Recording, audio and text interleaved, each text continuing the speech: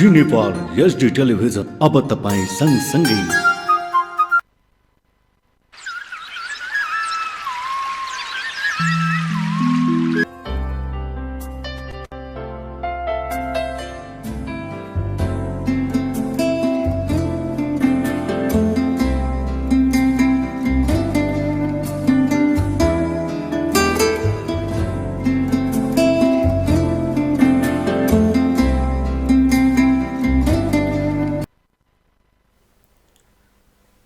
दर्शकवृन्द नमस्कार, भाव सरोवरमा स्वागत छ। आज पनि हामी एक विशेष श्रृङ्खला लिएर उपस्थित भएका छौँ। नेपालगञ्जको साहित्यिक इतिवृत्तमा एकजना मूर्धन्य साहित्यकार हुनुहुन्छ।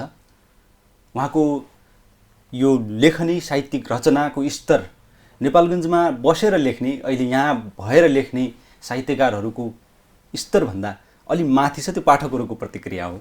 मैले चाहिँ त्यो अनुभव गरेको, सुनेको। आज त्यस्ता स्रष्टालाई, त्यस्ता साहित्यकारलाई हामीले स्टुडियोमा निम्ति आएका छौँ। आजको श्रृङ्खला विशेष गरी संवादमा केन्द्रित रहनेछ। म केही उहाँका रचना पनि वाचन गर्नेछु। सुरुवातमा एउटा म कविताबाटै तपाईँलाई यो कार्यक्रमको दैलो उगार्छु र त्यसपछि आजका स्रष्टालाई म यहाँहरू समक्ष प्रस्तुत गर्नेछु। म यो के देख्दैछु कविताको शीर्षक छ आजका स्रष्टाको। म यो के देख्दैछु। हे प्रभु, हजुरलाई दशा लागेर हो कि मेरो गर्दन चिलाएर हो।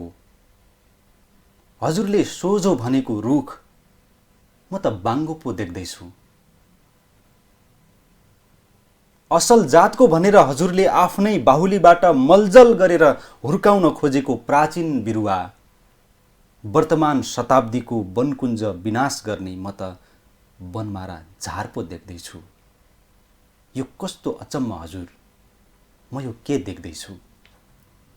हे प्रभु, हजुरले टन्न अघाएका भनेका गरिबका पेटहरूमा म त सारङ्गी पो देख्दैछु। शान्ति पिएर तृप्त छन् भनेका जनताका मुखाकृतिहरूमा म त क्रान्तिको राँको पो देख्दैछु। हजुरका बाणीमा बुद्धै बुद्ध सुन्दछु, व्यवहारमा भने हजुरका युद्धै युद्ध देख्दछु। यो कस्तो अचम्म हजुर, म यो के देख्दैछु। हे प्रभु, हजुरका हनुमानहरूले मोहिनी जादुद्वारा आँखामा नूतन पोसाकहरूमा भव्य रूपले सजाएर हजुरलाई दिव्य रथयात्रामा हिँडाइरहँदा साँचो साँचो भनौँ म त हजुरलाई नाङ्गो पो देख्दैछु। यो कस्तो अचम्म हजुर, म यो के देख्दैछु। म यो के देख्दैछु यो कविताको शीर्षक थियो। आजका स्रष्टा सृजन लम्सालको, यहाँलाई स्वागत छ कार्यक्रममा। नमस्कार, धन्यवाद। म यो के देख्दैछु, तपाईँले यहाँ मिति पनि लेख्नु भएको छ, 2060 8 महिना 24 गते लेख्नुभएको। त्यो लेखेको मिति त्यो हो। हजुर, त्यही मितिमा लेखेको थिएँ। अनि चाहिँ त्यो एउटा रफ कपीमा चाहिँ एकातिर परिरहेको थियो। हजुर। अहिले हालमा चाहिँ मैले यसो हेर्दाखेरिमा चाहिँ यो अलिक सान्दर्भिक लागेको हुनाले यसलाई अहिले चाहिँ फेरि यो डायरीमा उतारेको हो। यो मिति हटाएर हेर्ने, यो मिति हाम्रो दर्शक श्रोतालाई पनि त्यो महसुस भयो होला। यो मिति थाहा नभएपछि अहिलेको सिचुएसन, अहिलेको जुन अवस्था छ, त्यही अवस्थालाई यसले इङ्गित गरेर लेखिरहेको यो कविता हो भन्ने बुझ्दो रहेछन् पाठकले। मैले चाहिँ त्यो पहिलोपटक पढ्दाखेरि त्यो बुझेको थिएँ। अनि यो कुरा चाहिँ के भने अब गर्दन चिलाउने नै अवस्था त अहिले छैन। मान्छेले जे पनि बोल्न पाइरहेछ अहिले, होइन। अरू जेसुकै भए पनि मान्छेले बोल्न चाहिँ पाएको छ। तर यो अहिलेको सन्दर्भमा नभएर पहिलेको सन्दर्भमा भएको हुनाले त्यो शब्दहरू ती परेका हुन्। यो मेरो गर्दन चिलाएर हो कि भन्नुभएको छ नि, एउटा त्यति बेलाको त्यो सिचुएसन त्यस्तै थियो। अहिले चाहिँ कि समय मान्छेहरूले आकलन गरिराख्ने कि त्यतितिर जान्छ कि होइन, यो सन्दर्भ त्यही भएको हुनाले चाहिँ नि हो। अहिले पनि अब अरू कुराहरू त त्यस्तै पनि देखिन्छन्, होइन। अहिले पनि अब ती भोका पेटहरू पनि त्यस्तै छन्। अरू उनका चाहिँ दृष्टि, शासकका दृष्टि अनि चाहिँ नि हाम्रा दृष्टि फरक छन् इत्यादि कुराहरू चाहिँ अहिले पनि त्यस्तै छ, होइन। अनि गर्दन चिलाउने भन्ने कुरा मात्रै अलिक फरक देखिन्छ। तै पनि अब मान्छेको आकलन चाहिँ अनेक भइरहेछन्। मैले यो कविताबाट सुरुवात गरेँ आज कार्यक्रम चाहिँ। एउटा अर्को प्रसङ्ग, एउटा ताजा अवस्था, तपाईँले एउटा लामो समयदेखि नेपालगञ्जमा साहित्यिक संस्थाको नेतृत्व गर्दै आउनुभएको थियो मध्यपश्चिम स्रष्टा समाज, जसको नेतृत्व तपाईँले करिब 12 वर्षपछि होइन 12 वर्ष जति गरेँ। 12 वर्षको यात्रा कस्तो रह्यो एउटा साहित्यिक संस्थामा रहेर? यो 12 वर्ष त हामीले मध्यपश्चिम स्रष्टा समाज स्थापना गरेदेखिको हो होइन। त्योभन्दा पहिलेदेखि नै हामीले चाहिँ नि भनौँ म यहाँ नेपालमा बस्न थालेको चाहिँ नि 52-53 सालदेखि 51-52 सालदेखि हो। 51-52 सालदेखि नै हामी चाहिँ नि यो साहित्यिक उसमा संस्थामा केही न केही रूपमा लागेका थियौँ। सबभन्दा पहिले हाम्रो नरेन्जङ पिटर हुनुहुन्थ्यो, उहाँले एउटा अभियान के अरे समूह भन्ने एउटा चलाउनु भएको थियो कार्यक्रम, साहित्यिक एउटा चलाउनु भएको थियो कार्यक्रम नै।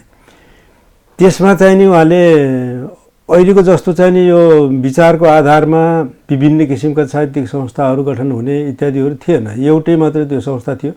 त्यसलाई चाहिँ नि त्यसमा सबै किसिमका साहित्यकारहरू त्यसमा सामेल भएका थिए र हामी पनि त्यसमा थियौँ, लागेका थियौँ। अनि त्यसपछि उहाँ हराउनु भयो। उहाँ हराउनु भएपछि हामीले सबै मिलेर, त्यतिखेर नन्दराम लम्साल हुनुहुन्थ्यो, सनत रेग्मी हुनुहुन्थ्यो, म थिएँ, अरू स्रष्टाहरू, अनि के अरे नारायण गैरे हुनुहुन्थ्यो होइन, इत्यादिहरू मिलेर एउटा सामूहिक संस्थाको रूपमा हामीले चाहिँ भेरी साहित्य समाज भनेर खोल्यौँ। हजुर। त्यो भेरी साहित्य समाजमा पनि त्यतिखेर त्यो खोल्ने बेलामा पनि एउटै संस्था थियो। त्यसको सब्स्टिट्युट भनौँ न, पहिलेको त्यो सब्स्टिट्युट त्यो आएको थियो र त्यसमा आबद्ध भएर केही वर्ष चाहिँ सबैले काम गरे। त्यहाँ पछि चाहिँ के भइदियो भन्दाखेरिमा सबैलाई नेतृत्व चाहिने, सबैलाई अध्यक्ष हुनुपर्ने त्यो स्थिति आउँदो रहेछ। मान्छेको आकांक्षा साहित्य संस्थाहरू अहिले धेरै बाँडिए, आकांक्षा मान्छेको चाहिँ धेरै हुँदो रहेछन्। मान्छेलाई सबैलाई चाहिँ नि हुनुपर्ने, एउटै संस्था भएपछि त सबै अध्यक्ष हुन सक्ने स्थिति पनि भएन। त्यो हुँदाखेरिमा चाहिँ साहित्यकारहरूलाई अध्यक्ष चाहिँ किन चाहिएको चाहिने रहेछ। म नेतृत्व मतलब एउटा संस्थाको अध्यक्ष हुँ भन्ने, एउटा संस्थाको छुट्टै आइडेन्टिटी खोज्ने, अनि विचारको आधारमा चाहिँ बाँडिने, आस्थाको आधारमा बाँडिने युग आयो कि त्यहाँ। त्यही त अहिले नेपालमा तपाईँले भने जस्तै त्यो त्यहाँ सन्दर्भ अहिले आइपुग्दा त करिब आधा दर्जनभन्दा बढी धेरै छन्।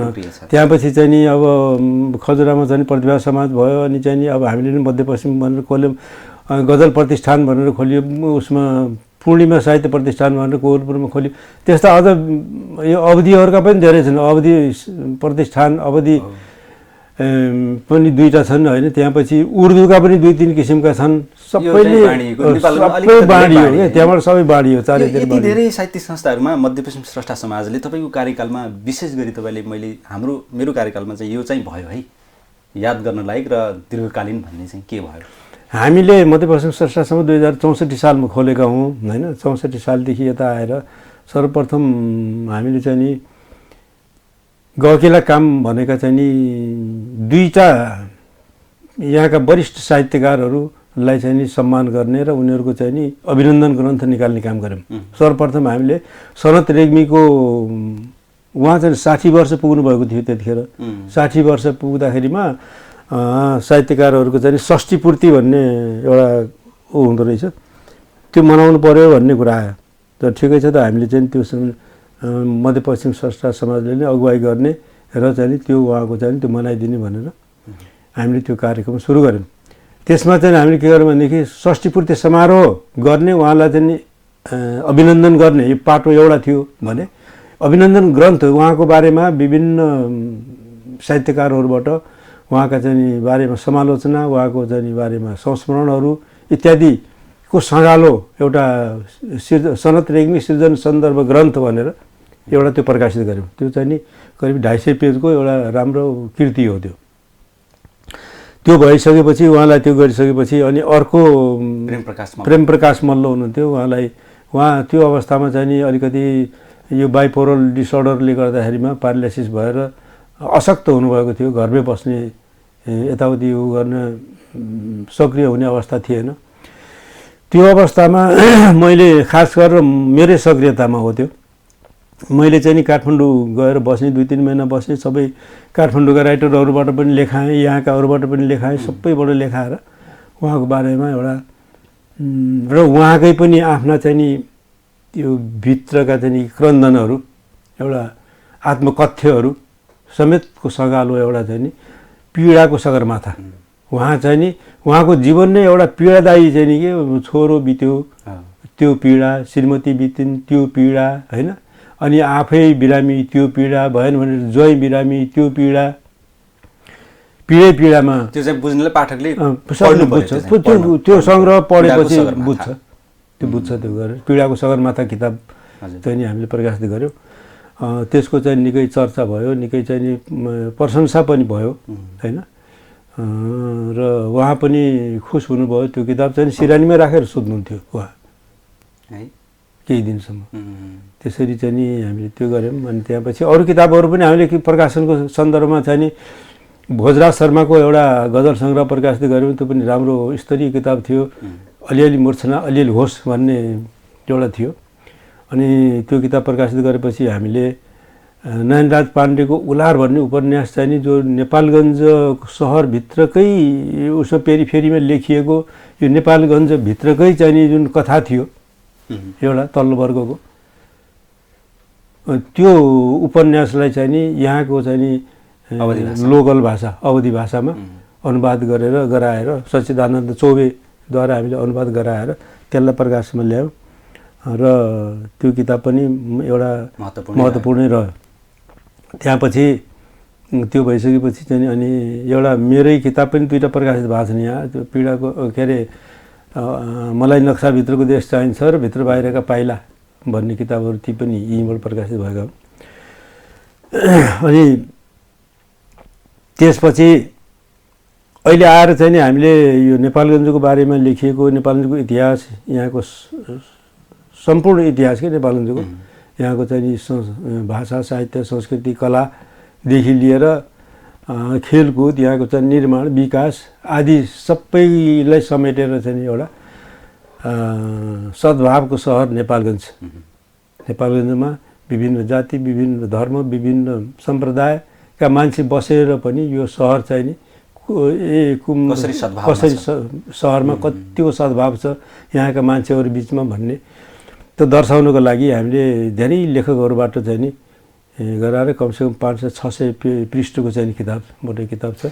यति महत्त्वपूर्ण एउटा उपलब्धि एउटा साहित्यिक संस्थाले कतिको चुनौती हुँदो रहेछ यति उपलब्धि हासिल गर्न? होइन, यो धेरै नै चुनौती रह्यो यो प्रकाशित गर्नुको लागि। एक त हामीले चाहिँ नि यो काम गर्नु पर्यो भनेर चाहिँ नि हामीले हाम्रो मध्यपश्चिम स्रष्टा समाजबाट यो हामीले सोच्यौँ। सोचेर चाहिँ नि यसलाई चाहिँ नि अघि सार्यौँ। अघि सारेपछि चाहिँ अब यसलाई फन्ड कसरी जुटाउने सबभन्दा बढी फन्डकै हुन्छ होइन, ठुलो कुरा त फन्ड नै हुन्छ। अनि त्यसपछि हामी नगरपालिकामा गएर हाम्रो अहिलेको मेयर हुनुहुन्छ धवल शमशेर राणा, उहाँलाई अनुरोध गरेको हामीले यो काम गर्न गइरहेछौँ, तपाईँले सहयोग गर्नु पर्यो भनेपछि त्यहाँपछि उहाँले चाहिँ नि हुन्छ ल गर्नुहोस् तपाईँहरूले भन्नुभयो। र अनि कति चाहिन्छ के चाहिन्छ बजेट ल्याउनुहोस् प्रस्ताव ल्याउनुहोस् भन्नुभयो। हामीले प्रस्ताव लिएर जाँदाखेरिमा हामीले गल्ती के गरेछौँ भन्दाखेरिमा हामीले थोरै गरेछौँ कि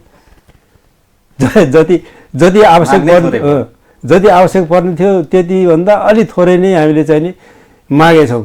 हामीले 2,50,000 यतिवटा किताब प्रकाशित भयो नि, त्यसमा सरकारको सहभागिता भएको एउटा मात्रै किताब हो? यो मात्रै हो। त्यसभन्दा अगाडि त कसैले हामीले आफैले मतलब विज्ञापन उठाएर पत्रिका पनि छाप्थ्यौँ हामीले, विज्ञापन उठाएर अथवा चाहिँ आफ्नो स्रोतबाट अन्य तरिकाले मागेर गरेर छापेको हुन्थ्यो।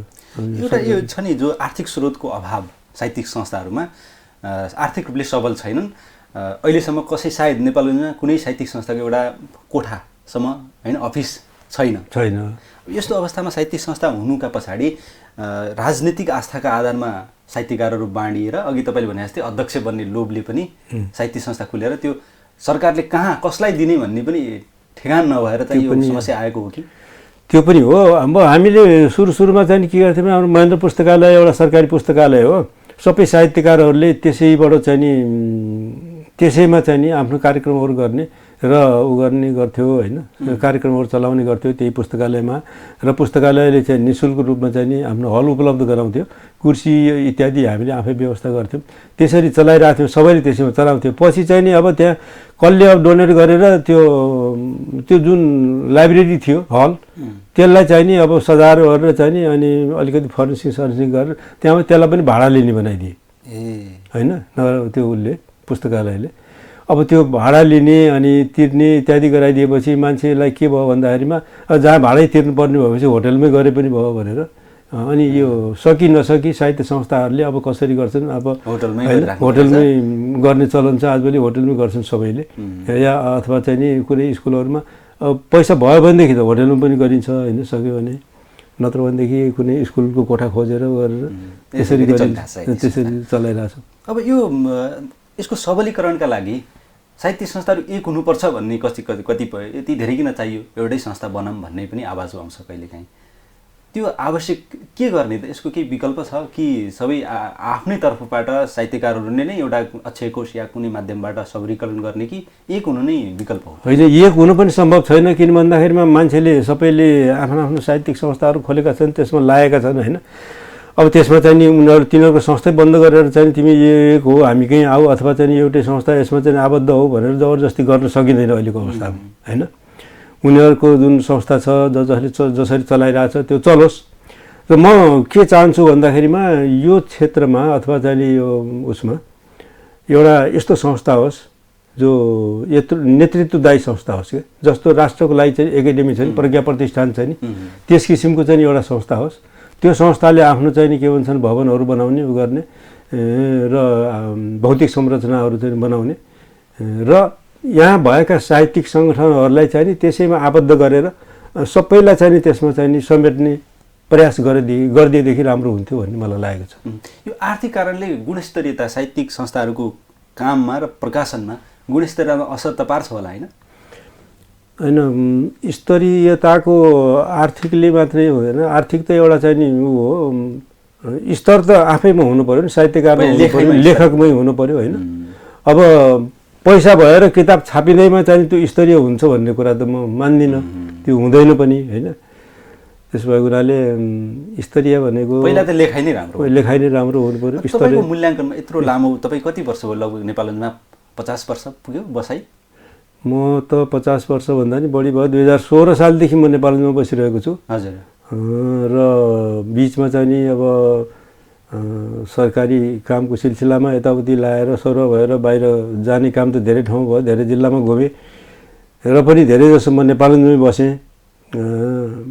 हामी पुर्ख्यौली घर चाहिँ चितवनमा? पुर्ख्यौली घर चाहिँ चितवन होइन, तनहुँ हो। तनहुँमा? हजुर। त्यसपछि चाहिँ चितवनमा त अहिले यताबाट गएको हो।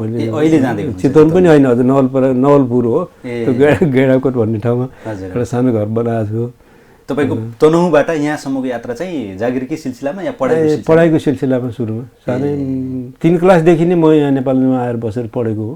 तनहुँबाट अहिले मान्छेहरू चाहिँ यताबाट पश्चिमबाट पूर्वतिर जाने चलन छ, तपाईँ चाहिँ हामीहरूको त्यतिखेर के थियो भन्दाखेरिमा यो नयाँ मुलुक होइन, अनि जग्गा जमिनहरू चाहिँ प्रशस्त, त्यतिखेर भूमि सुधार चाहिँ लागू भएर प्रशस्त जग्गा जमिनहरू भएको, अनि मान्छेहरू चाहिँ नि त्यहाँबाट चाहिँ यहाँ एउटा आएपछि चाहिँ नि अर्को आयो गर्दा गर्दै बर्दियामा हाम्रो स्याङ्जा भयो, तनहुँ भयो, कास्की भयो, त्यहाँका मान्छे धेरै आए कि यहाँ बर्दियामा। हामी त पढ्ने सिलसिलामा बाँकेमा बस्यौँ, अरू आउने मान्छेहरू चाहिँ नि बर्दियातिर लागे, जग्गा जमिनहरू जोडे बसे। हामी चाहिँ नि मेरो दाइ जागिरे हुनुहुन्थ्यो, जागिरे दाइको सिलसिलामा उहाँको पछि लाएर आएर म चाहिँ नि यहाँ स्कुलमा भर्ना भएर अनि चाहिँ पढ्न थालेर। कति क्लासबाट? 3 क्लासबाट त्यो बिचमा चाहिँ नि अनि त्यो 3 क्लासबाट चाहिँ फड्को मारेर एकैचोटि 6 क्लासमा गइयो कि, उसमा महेन्द्र नाइट एकाडेमी भन्ने खुलेको थियो, रात्रि पाठशाला थियो होइन, अहिलेको जुन महेन्द्र माध्यमिक छ नि त्यही हो, त्यो चाहिँ पहिले त्यो रूपमा थियो, त्यहीँ पढेको हो। 6 क्लासबाट सुरु गरेर अनि चाहिँ नि त्यही एसएलसी गरियो, त्यहाँ आइए बिए गरियो। खालि मैले चाहिँ ग्रेजुएसनमा डबल ग्रेजुएसन गरेको छु मैले। लको ग्रेजुएसन चाहिँ नि ल कलेज काठमाडौँमा गएर गरेँ, अरू बाँकी चाहिँ सबै पढाइ यही नेपालमा गरेँ। तपाईँको अब साहित्यिक क्रियाशीलता पनि एकदमै लोभलाग्दो रह्यो र यसो समालोचकहरूले, समीक्षकहरूले र पाठकहरूले दिने प्रतिक्रियामा तपाईँको स्तरीयता छ, त्यो स्तरीयता मैले अघि सुरुवातमै पनि भनेको थिएँ, नेपालमा जति साहित्यिक कृतिहरू यहीँबाट निस्किन्छन्, यहाँबाट बाहिर गएर लेख्ने साहित्यकारहरूको त एउटा स्तर छ नै, तर यहीँ निस्किने कृतिहरूमा सृजन लम्सालका कृतिहरू चाहिँ सबैभन्दा स्तरीय छन् भन्ने गरिन्छ समीक्षक र पाठकबाट, त्यो आउँछ प्रतिक्रिया। नैतिकता हराएको सूचना तपाईँको पहिलो कृति निबन्धमा तपाईँको अलिकता बढी निबन्धमा लेखनी रह्यो होइन, 3वटा कृति आए यसमा। प्रजातन्त्र, गणित रिप्रेसन, त्यसपछि विस्थापित मुड हो। यो चाहिँ निबन्धहरू रहे। निबन्ध 3टा, त्यहाँपछि 2टा नियात्रा सङ्ग्रह छन्, आँगनदेखि सागरसम्म र चाहिँ भित्र बाहिरका पाइला भन्ने। एउटा चाहिँ कथा सङ्ग्रह छ, विपतरामको मानचित्र भनेर। अनि अर्को एउटा कविता सङ्ग्रह पनि मैले प्रकाशित गरेको छु, त्यो मलाई नक्साभित्रको देश चाहिन्छ भन्ने एउटा कविता सङ्ग्रह। विधागत हिसाबले पनि तपाईँको सिर्जना चाहिँ हरेक क्षेत्रमा रह्यो, हरेक लगभग सबै विधामा तपाईँको लेखनी रह्यो, कथामा पनि, नियात्रामा पनि, कवितामा पनि। अलिक बढी तपाईँलाई निबन्धमा अलिकता बढी समीक्षकहरूको माया पाउनुभएको, पाठकहरूको माया पाउनुभएको त्यस्तो लाग्छ कि लाग्दैन? निबन्धमा सुरुमा नै मैले निबन्धबाटै मतलब सुरु भएर म पढ्ने ताका यो मैले साहित्यमा लागेको भनेको 2025-26 सालदेखि हो।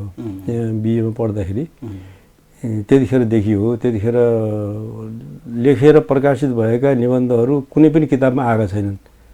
ती चाहिँ नि बाहिरै छन् अहिलेसम्म चाहिँ नि। उतिखेर जुन पत्रिकाहरूमा छापिए, त्यो सिर्जना भन्ने पत्रिका सुरुदेखि छापिएको थियो। अरू नेपालबाट छापिने पत्रिकाहरू, त्यहाँबाट 6-7वटा निबन्धहरू त्यसमा छन्। कविताहरू त बरु पछि समेटिएर सङ्ग्रहमा आए। सुरुवात त्यो हो। त्यहाँपछि सुन्नु न, अनि त्यहाँपछि त्यो त्यति सक्रिय रूपमै साहित्यमै डुबेर अनि चाहिँ नि भएको चाहिँ त होइन। हजुर होइन। अनि पछि चाहिँ नि अब जागिर खाएर म राष्ट्रिय वाणिज्य ब्याङ्कमा जागिरे भएर अनि चाहिँ बाहिर हिँड्नु पऱ्यो कि मलाई। हिँड्नु परेपछि अनि त्यो ब्रेक भयो। त्यो 2000 अलिअलि त लेख्दै गइरहेको थिएँ। 35-36 सालसम्म त लेखेकै थिएँ मैले होइन। अनि छापिएकै पनि थिएँ, पातलै भए पनि। पछि गएर चाहिँ नि करिब 1 दशकसम्म चाहिँ नि एकदमै उ भयो, टुट्यो, क्रम टुट्यो। पछि चाहिँ नि यो 48-49 सालदेखि अनि त्यहाँ फेरि सुरु भयो। त्यहाँबाट सुरु भएपछि अहिलेसम्म निरन्तर रूपमा चाहिँ मैले अलिअलि लेखेकै छु होइन। अब स्तरको बारेमा अब तपाईँले जति भन्नुभयो नि, अब त्यो मेरै राम्रो छ भन्ने कुरा त अब पाठकहरूले के भनेका छन् त्यो मलाई थाहा छैन होइन। म त्यो पनि भन्दिनँ कि मेरो राम्रो छ भनेर मैले आफूले चाहिँ भन्दिनँ। मेरोभन्दा राम्रो लेख्नेहरू छन् यहाँ, किन सनत रेग्मी हुनुहुन्छ होइन, अरू लेखकहरू पनि छन्। प्रकाशन यहीँबाट प्रकाशन हुने कृतिहरूमा यहीँबाट हुनेहरूमा पनि अरू होलान्, अरूका पनि होलान्। मैले आफ्नै राम्रो छ भन्नु मैले भन्नु मिल्दैन। अरूले पाठकले के मूल्याङ्कन गरेका छन् त्यो पाठकले बुझ्ने कुरा हो। र जे जति सकेको हो आफूले चाहिँ अब गर्दै जाने कुरा हो, अलिअलि गरिरहेको छु मैले। हजुर। निबन्धको विषयमा मैले सोधेको थिएँ नि, अलिकता बढी निबन्धमा त्यही त मैले सुरुमा नै निबन्ध सुरुमा लेखेँ होइन। पछि पनि अब निबन्धतिरै अलिक बढी भयो। अनि पछि हुँदा विषय चेन्ज गर्ने सम्बन्धमा अनि त्यो कविताहरू त कस्तो हो भन्दाखेरि जस्तो कवि गोष्ठीमा गयो नि, जाँदाखेरि एउटा कविता पढ्ने भन्यो अनि चाहिँ सुनाउनु पर्ने, कविता लेख्यो लिएर गयो। त्यो गर्दा त्यो सँगालो हो त्यो होइन। त्यसको सँगालोको हो। सँगालोमा चाहिँ नि केही कविताहरू त अब मलाई मन परेका कविताहरू नै छन् र कोही अब सङ्ग्रह पुर्याउने हिसाबले चाहिँ राखियो। एउटा सङ्ग्रह कविता होइन राम्रा छन् भनेर प्रकाशकले भनेको हुनाले ल त छापौँ त भनेर मैले। तपाईँको आफैलाई पनि मैले चाहिँ यो विषयमा अलिकता यो विधामा खुल्दो रहेछु भन्ने के लाग्यो? ती सबै विधामा कलम चलाए मलाई हुन त निबन्धमै म सजिलो लाग्छ, बढी निबन्धै लेखेको छु होइन, अझै पनि निबन्धै छ। तर अहिले लघुकथापट्टि चाहिँ नि अलिकति मेरो उगा छ कि, अलि लगाव भयो, झुकाव थियो नि त्यतातिर चाहिँ नि। लघुकथा कस्तो भन्दाखेरिमा यो छोटकरीमा धेरै कुराको भाव दिन सकिने रहेछ त्यसमा होइन। व्यङ्ग्य पनि त्यहाँ हाल्न सकिने र छोटोमा धेरै लेख्नु पनि नपर्ने, छोटोमा चाहिँ नि आफूले भन्न चाहेको, आफूले व्यङ्ग्य गर्न चाहेको कुराहरू त्यसमा हाल्न मिल्ने रहेछ। त्यसले गर्दाखेरिमा चाहिँ नि लघुकथाहरूको सँगालो एउटा तयार भएको छ। त्यो मान्छेदेखि सावधान भन्ने एउटा सङ्ग्रह अहिले तयार भएर चाहिँ नि हामी छाप्ने क्रममा छौँ। मध्यपश्चिम स्रष्टा समाजले यो किताब छाप्ने भनेर अहिले गरेको छ। हाम्रो अमृतजी हुनुहुन्छ, अमृतजीले चाहिँ नि एउटा सिलसिला सुरु गर्नुभएको छ त्यसलाई छाप्ने भनेर। पाठकहरूको सामान्य आएको छ नि, त्यो अब पाठकको सामान्य नआएका पनि पहिले आएका पनि छन् त्यसमा। पहिले यो दैनिक नेपालगञ्जमा चाहिँ यो नियमित रूपमा चाहिँ प्रकाशित भएका थिए। करिब 1 वर्ष जति नै भयो होला त्यसमा प्रकाशित भए। त्यहाँ भएका नभएका पनि त्यो सङ्ग्रहभित्र 73वटा चाहिँ लघुकथाहरूको सँगालो एउटा आउँदैछ। त्यसपछि अहिले वर्तमानमा म लघुकथा अलिअलि लेख्दैछु। अहिलेको चाहिँ नि यो समय सन्दर्भ के छ भन्दाखेरि कोरोनाको आतंक भएको हुनाले यो कोरोना सम्बन्धी कोरोना भाइरसबाट पीडित मान्छेहरूका कथा लेखिरहेको छु मैले। त्यो एउटा सङ्ग्रह यस्तो निकाल्ने जसमा चाहिँ नि कोरोनाको मात्रै विषय होस् र त्यो लघुकथामै लघुकथा सबै लघुकथाको रूपमा एउटा सङ्ग्रह पुर्याउने भनेर गरेको छु। करिब चाहिँ नि 25-30वटा जति लेखिसकेको छु, अरू बाँकी लेख्नु बाँकी छ।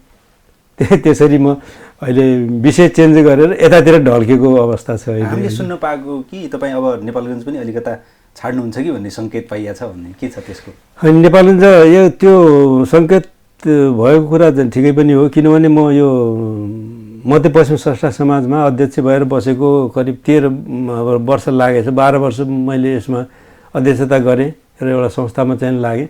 त्यो संस्थामा अहिले चाहिँ होइन यो युवा पुस्तालाई चाहिँ दिनु पऱ्यो, अब चाहिँ म लड्दिनँ, तपाईँहरू अघि सर्नुहोस् भनेर मैले त्यसरी चाहिँ नि भर्खरै हिजो एउटा हाम्रो साधारण सभा भयो र त्यसमा चुनाव पनि भयो। चुनावमा चाहिँ नि म आफूले नलडेर अरूलाई हाम्रो शुक्रजी त्यसमा लड्नुभयो, अध्यक्ष उहाँ चुनिनु भएको छ। त्यसरी भएको हुनाले ल यसले त छोड्नु भयो भन्ने एउटा हल्ला त्यो हो। अर्को कुरा के हो भन्दाखेरि मैले उतातिर नवलपरासीमा पनि एउटा सानो घर बनाएको हुनाले त्यता जाने भन्ने हो। अब त्यो निधो अझै भइसकेको छैन, उता बस्ने हो यता बस्ने हो, कुन छोरासित बस्ने हो भन्ने चाहिँ छ। हजुर, अब तपाईँको भावी योजना पनि सुनियो। आज हामीले छोटो समयमा पनि धेरै कुरा समेट्ने प्रयास गऱ्यौँ। यसो सन्दर्भ जे आउँदै गयो कुराकानीका सन्दर्भमा हामी फेरि तपाईँसँग अर्को बसाइमा अझ तपाईँको कृति आउँदैछ, त्यो कृतिका विषयमा पनि बसेर छलफल गरौँला, कुराकानी गरौँला।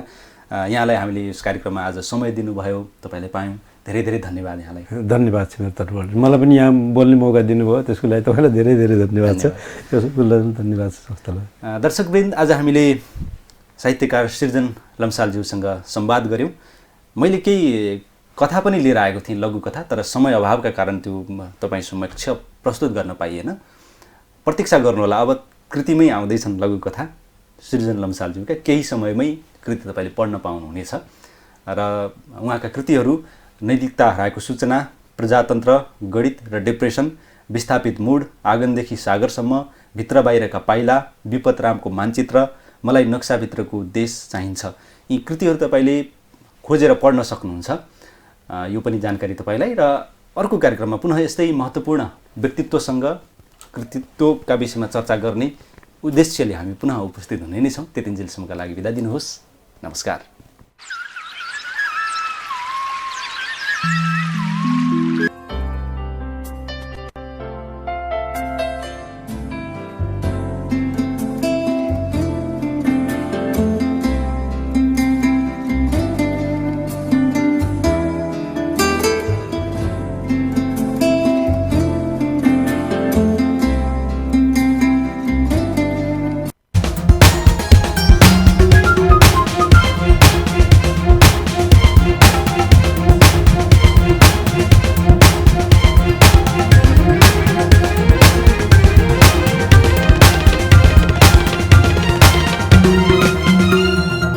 जी नेपाल एचडी टेलिभिजन अब तपाईँ सँगसँगै